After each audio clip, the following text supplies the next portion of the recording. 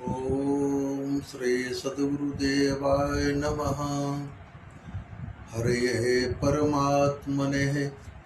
ओम सच्चिदानंदरूपाय विश्वोत्पत्त्यादिहेतवे तापत्रय विनाशाय श्रीकृष्णाय वयं नुमः।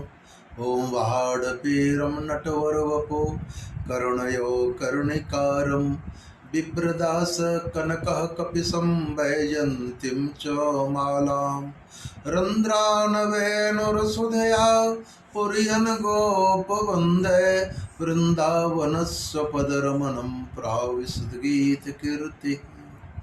ओम सहस्रनाम्नां पुण्यानां त्रैरावृत्या तु मतः फलम् एकावृत्या तु कृष्णस्य नामेकं तं परीक्षते।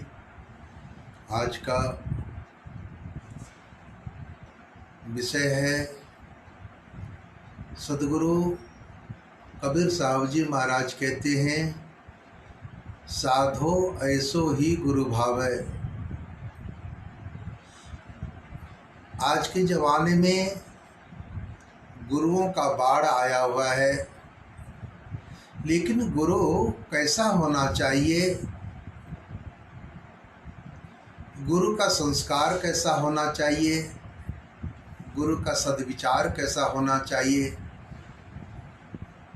महापुरुषों ने, धर्मशास्त्रों ने, सुविचारकों ने ऐसा कहा,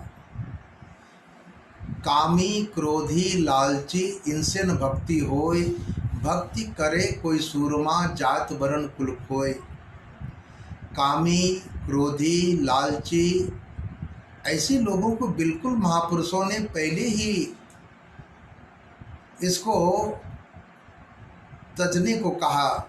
ऐसे लोगों का सोहबत में रहना, ऐसे लोगों के संसर्ग में रहना वो हानिकारक होगा। कहते हैं कि तीर्थ गए तो एक फल, गंगा गए फल चार, सदगुरु मिले सहस्त्र फल कहे कबीर विचार। गंगा जाने से एक फल, चार फल की प्राप्ति होती है, अर्थ धर्म काम मोक्ष। और तीर्थ में जाने से दर्शन लाभ होता है, एक फल की प्राप्ति होती है। और कहते सदगुरु मिले सहस्त्र फल, सदगुरु का मिलना हजारों फल के मिलने जैसा है। अब उतने बड़े महापुरुष का मिलना, तपोनिष्ठ महान संतों का मिलना, तत्ववेत्ता महापुरुषों का मिलना, ये तो हजारों फल की प्राप्ति होती है, क्योंकि उनमें ये वासना होती नहीं, न काम का, न क्रोध का, न लोभ का, न मोह का, बिल्कुल इससे परे होते। और फिर उनकी एक ऐसी लीलाएं होती हैं जो हम जीवों को किस युक्ति से उबार देते हैं। किसी को सेवा कराकर, किसी को साधना कराकर, किसी को नाम जप कराकर, किन्हीं को किसी माध्यम से, किन्हीं को किसी माध्यम से, और उनको उस परम लोक को पहुंचा देते हैं। कहते हैं साधो ऐसो ही गुरु भावै। ये गुरु का संस्कार है, गुरु का उत्तम विचार है, जो कि धर्म और शास्त्रों के मुताबिक जीव को उस तत्व तक पहुंचाते हैं। लेकिन आज क्या हो रहा है, आज हजारों लोग हैं जो अपने को गुरु कहते हैं, परमहंस कहते हैं, अनेक अपने को उपाधि लगाए हुए हैं, लेकिन आज धर्म का हरासमेंट हो रहा है। आज लोग सुनाने के लिए लगे हैं, सुनने के लिए नहीं लगे हैं। गुरु बनना, श्रीमद् भागवत कथा में नरसिंह भगवान जी भक्त प्रहलाद जी को उपदेश करते हैं। जब भक्त प्रहलाद जी ने कहा कि भगवान आपने मायामय संसार बनाया, तो फिर मायामय संसार क्यों बनाया? हम जीवों को फंसाने के लिए, हम जीवों को माया में फंसे जाने के लिए। तो नरसिंह भगवान जी ने कहा कि देखो भक्तराज, मैंने मायामय संसार तो बनाया, लेकिन इसमें अमृत भी बनाया मैंने। बोले कौन सा अमृत है? बोले एक कथामृत, एक नामामृत। ये दो अमृत है, जो इसका पान करेगा वो कतई माया से में नहीं लिप्त होगा, माया से बच जाएगा। और ये कथामृत और नामामृत को तत्ववेत्ता महापुरुष ही इसको बता सकते हैं, जो उसमें अपने आप को समाहित कर लिए हैं, रात दिन उसी में अपने आप को रचा पचा लिए हैं। जिन्होंने उस महिमा को जान लिया है वही इस चीज़ को कह सकते हैं, बता सकते हैं। लेकिन आज कितने ऐसे लोग हैं, कहने वाले बहुत हैं, सुनाने वाले बहुत हैं, लेकिन कहाँ आज लाखों की भीड़ हो रही है कथा प्रवचनों में, लेकिन आज जीवों का कल्याण नहीं हो रहा है। आज सही में मेरा मानवीय संस्कार का लोप हो रहा है। आज हम मानवता से कोसों दूर जा रहे हैं। ये हमारे मानवीय संस्कार का हरासमेंट हो रहा है। आज हम धर्म से कोसों दूर जा रहे हैं, सत्संग से कोसों दूर जा रहे हैं। महापुरुषों ने कहा, जो सही में गुरु होते हैं वो महंत नहीं कहलाते, वो भीड़ नहीं कराते, वो तो बस ऐसा सद्विचार बांटते कि लोग उसको सुने और उनका आत्म कल्याण हो। जब परमहंस सुखदेव जी महाराज श्रीमद् भागवत कथा राजा परीक्षित को सुनाए, तो वहाँ पर 84,000 ऋषियों का सभाएं लगी हुई थी। 84,000 ऋषि लोग उपस्थित थे, लेकिन उनमें से सिर्फ राजा परीक्षित को ही आत्मलाभ हुआ और उनका कल्याण हुआ। इसलिए कोई बिरले महापुरुष ही, बिरले शिष्य ही उसको ग्रहण कर सकता है। कहे तो सबों के लिए, लेकिन उनको आत्म कल्याण के लिए किसी किसी ने उसका अंगीकार किया, उनकी वाणी का।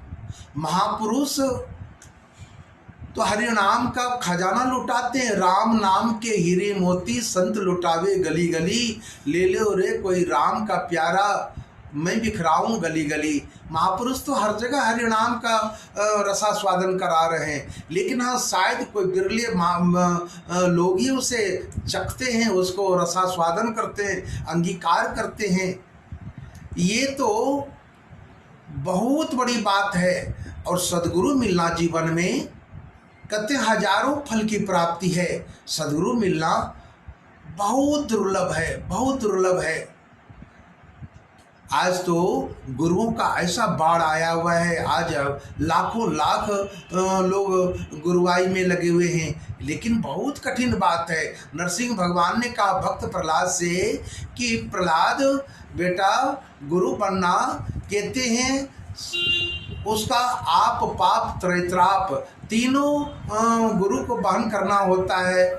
शिष्य अगर गलत कर्म कर रहा है, गुरु ज्ञान लेकर, महामंत्र लेकर, गुरु दीक्षा लेकर, तो उस शिष्य के कुल कुकर्मों का फल गुरुओं को भी भोगना पड़ता है। जिस समय धर्मराज की अदालत में हाजिरी होती है तो उसमें शिष्य और गुरु दोनों वहाँ पर उपस्थित होते हैं, और फिर उस गुरु से भी पूछा जाता है क्यों इस नालायक शिष्य को आपने दीक्षा दिया, जो कि नाम दान लेकर भी अनैतिक कर्म कर रहा है, अनर्थ कर रहा है, पापाचार कर रहा है, और उसको आपने शिष्य बनाया। इसलिए उसका जिम्मेदार गुरु भी होते हैं और उनको भी उनका भोग भोगना पड़ता है कुकर्मों का। इसलिए गुरु बनना बेटा बहुत कठिन बात है। भगवान नरसिंह देव कहते हैं भक्त प्रहलाद से, इसलिए सुयोग शिष्य को ही लाखों में कोई एक ही ऐसा महान हो सकता है। इसलिए कतई नहीं, गुरु बनना तो बहुत बड़ा पापों का पोटली भी सिर पर लेना पड़ेगा, उसको अपने ऊपर रखना पड़ेगा, और कोई ऐसे सुविचारित शिष्य को ही नामदान देना चाहिए। भक्त प्रहलाद जी से कहते हैं नरसिंह भगवान कि देखो बेटे, कि जो अच्छे संस्कारवान शिष्य होते हैं, नाम दान लेकर अच्छे कार्य करते हैं, धर्मार्थ कार्य करते हैं, तो उनको वो 7 पुस्तों का कल्याण करता है। उनके पुण्य के प्रताप से उनके 7 पुस्त के जीव कल्याण में जीवन जीते हैं। और अगर शिष्य नाम दान लेकर गलत काम करता है, पापाचार करता है, अनैतिक कार्य करता है, तो 7 पुश्तों का पाप उसके सिर पर मंडराता है और 7 पुश्तों के जीव त्राहिमाम करते हैं उनके कुकर्मों से। इसलिए ऐसे गलत लोगों को नामदान नहीं देना चाहिए। लेकिन आज तो ऐसा होता है, आज के गुरु पैसे वाले हैं, धनवान हैं, कोई भी हैं, उनको नाम दान देते हैं क्योंकि हमारी मेजॉरिटी ज़्यादा हो। आज के गुरुओं का परिचय यही होता है कि कितने आश्रम हैं गुरु जी को, कितने चेले हैं, कितनी गाड़ियां हैं, कितने महल हैं, कितना बैंक बैलेंस है। ये परिचय गुरुओं का नहीं है। गुरु तो ऐसे हुए, हमारे परमहंस महाराज जी जब राजस्थान जयपुर में विराज रहे थे, लाल डूंगरी में, तो महाराजा माधव सिंह, महाराजा मान सिंह के खानदान के राजा हुए थे, उनके शिष्य थे, और उनसे कहा कि हुजूर आपके लिए एक सुंदर सा आश्रम मैं जयपुर में बनवाना चाहता हूँ। परमहंस बाबा जी बिगड़ गए, आइंदा कभी ऐसा बात मत करना कि आश्रम बनवा दूंगा। ये पंच भौतिक शरीर जो है, इससे बड़ा आश्रम क्या तुम बनवा सकते हो? और सुनो, अधिक खटपट करोगे तो तुम्हारे मुल्क से अभी मैं निकल जाऊंगा, इसलिए कतई ऐसा दोबारा मत गलती करना।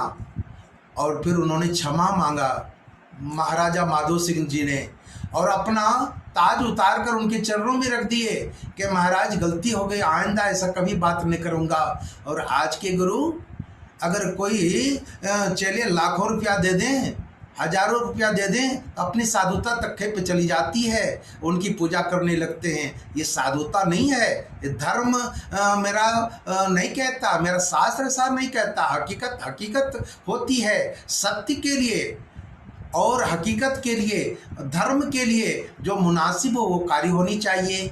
लेकिन नहीं, आज गुरु जी का परिचय पैसों से होता है, अच्छी लग्जरी कारों से होता है, अच्छे बहुत आश्रम हो उससे परिचय होता है। आज लोग पूछते हैं आपके गुरु जी को कितनी कारें हैं, कितना आश्रम है, कितने चेले हैं।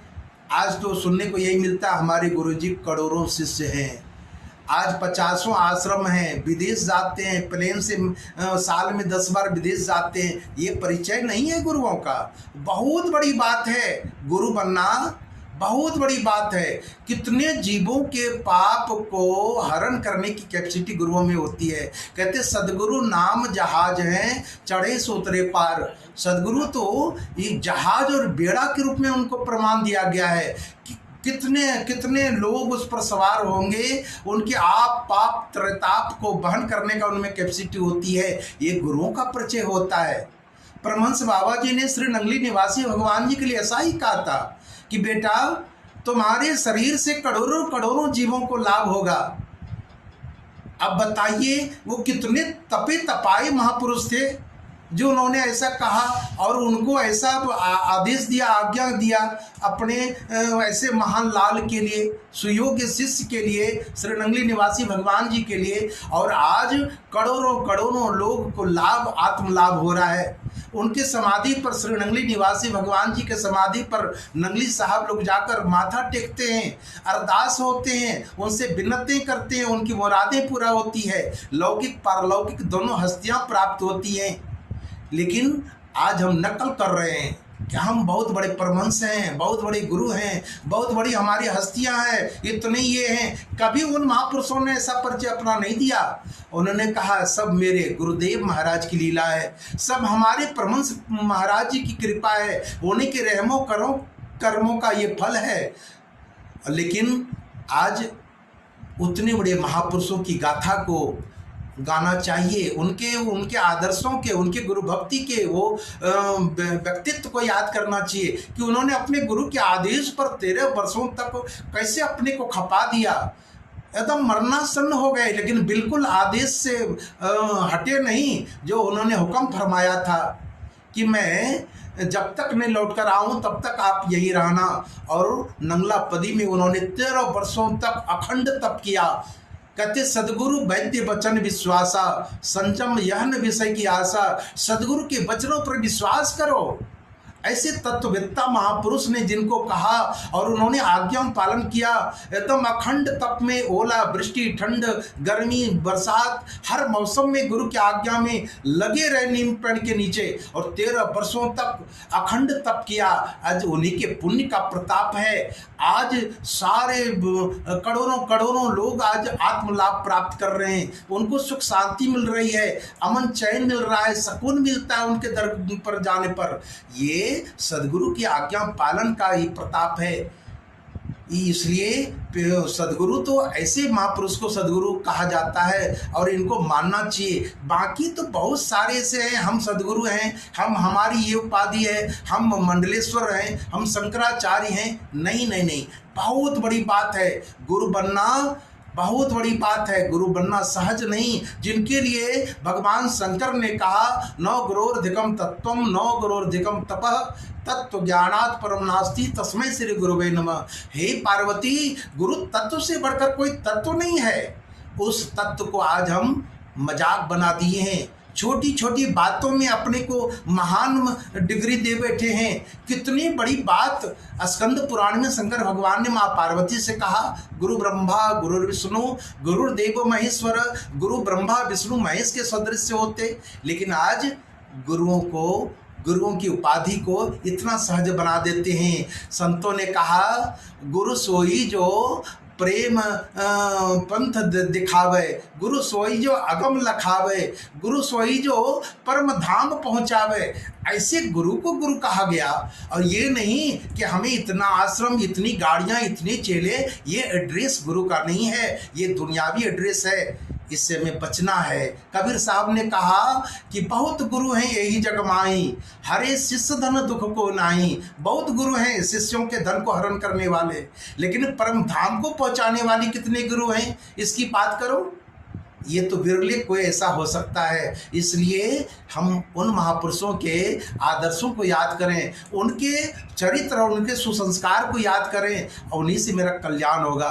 गुरु महाराज जी सबको सुमति दें, सन्मति दें, यही प्रार्थना है। बोलो जयकारा बोल मेरे सद्गुरुदेव भगवान की जय।